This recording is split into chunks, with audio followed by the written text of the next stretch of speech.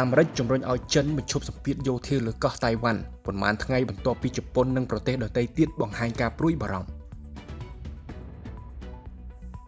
សហរដ្ឋអាមេរិកកាលពីថ្ងៃប្រហ័សបានជំរុញឲ្យប្រទេសចិនបញ្ឈប់សម្ពាធយោធាលើកោះតៃវ៉ាន់ប៉ុន្មានថ្ងៃបន្ទាប់ពីប្រទេសជប៉ុននិងបណ្ដាប្រទេសលោកខាងលិចបានសម្ដែងការព្រួយបារម្ភចំពោះការបង្កើនភាពតានតឹងនៅក្នុងច្រកសមុទ្រតៃវ៉ាន់បន្ទាប់ពីសម្ពយុទ្ធយោធាទ្រង់ទ្រាយធំរយៈពេល2ថ្ងៃនៅជុំវិញកោះប្រជាធិបតេយ្យមួយនេះយោងតាមសារព័ត៌មាន The Japan Times ចេញផ្សាយនៅថ្ងៃទី2ខែមករាឆ្នាំ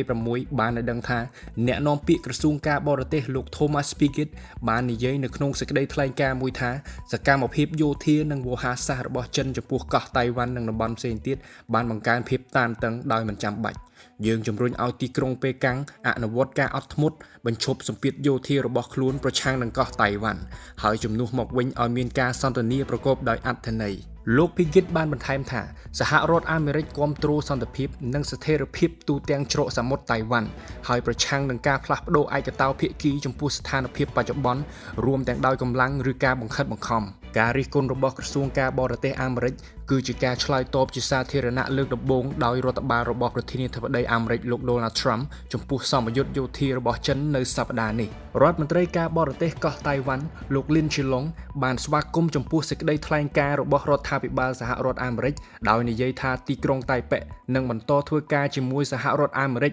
និងប្រទេសដែលមានគំនិតដូចគ្នាទាំងអស់ដើម្បីការពារសណ្ដាប់ធ្នាប់អន្តរជាតិដោយផ្អែកលើច្បាប់